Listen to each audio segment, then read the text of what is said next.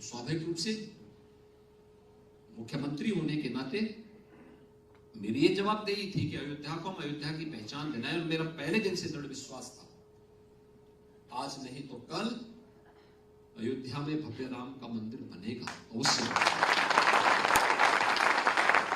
मोदी जी के रहते हुए बनेगा। हम लोग इस बात पर पहले दिन से दृढ़ विश्वास करते थे। और याद करिए, जब 2017 में हम लोग आए थे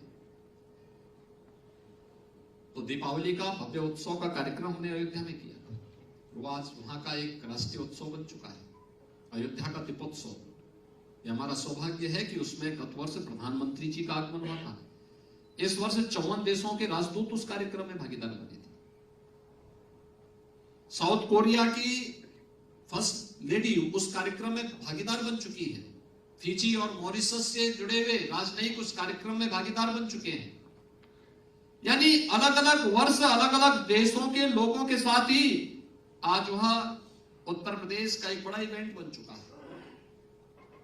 अयोध्या के दीपोत्सव कार्यक्रम के बारे में जब चर्चा हुई तो तब अयोध्या में इंफ्रास्ट्रक्चर भी ऐसा नहीं था। लेकिन हमें उस समय भौतिक इंफ्रास्ट्रक्चर नहीं देखना था, उस समय तो आस्था देखनी थी। हमारे अधिकारीगण आए थे, उन्होंने कहा कि हम दीपावली में आपको विश करना के लिए आना चाहते हैं। मैंने कहा भी मैं दीपावली में लखनऊ नहीं रह पाऊंगा, क्योंकि मुझे कुछ ट्राइब्स के बीच में जाकर के वहां कार्यक्रम करने होते हैं। मैं कई वर्षों से वहां जाता हूं, उन्हीं के बीच में जाऊंगा। तो प्रश्न उठा कि फिर क्या होगा। मेरे मन में भी उत्सुकता थी कि भाई मैं वहां तो जाऊंगा ही, लेकिन क्या अयोध्या में कोई कार्यक्रम हो सकता है? क्योंकि दीपावली का उत्सव प्रभु राम के आगमन का उत्सव है। दीपोत्सव के आयोजन को कैसे हम कर सकते हैं? तो मैंने अपनी एक टीम भेजी अयोध्या। मैंने कहा देखो सर्वे करो क्या होता है, लोगों के मानस में क्या है। सरकार प्रदेश में भी हमारी है, केंद्र में भी है। स्वाभाविक रूप से पूज्य संतों के द्वारा प्रश्न पूछा जाएगा राम मंदिर का क्या होगा। ये मामला सब जुडिस है, कोर्ट का मामला है, क्या हम समाधान का बताएंगे। लेकिन कार्य करना है तो करना है, हम जवाब देंगे, चुनौती से भागेंगे नहीं। और यही बात सामने आई जब लोगों ने मुझसे पूछा।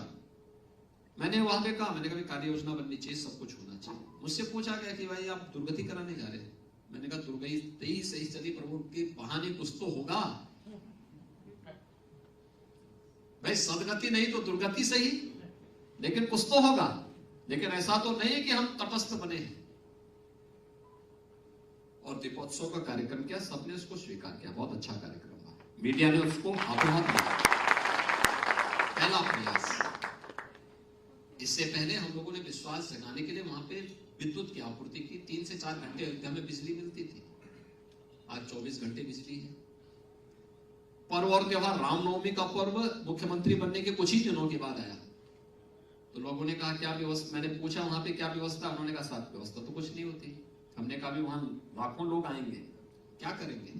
कहा साहब लाखों तो नहीं, लेकिन हजारों में लोग आते हैं, भीड़ भाड़ होती है।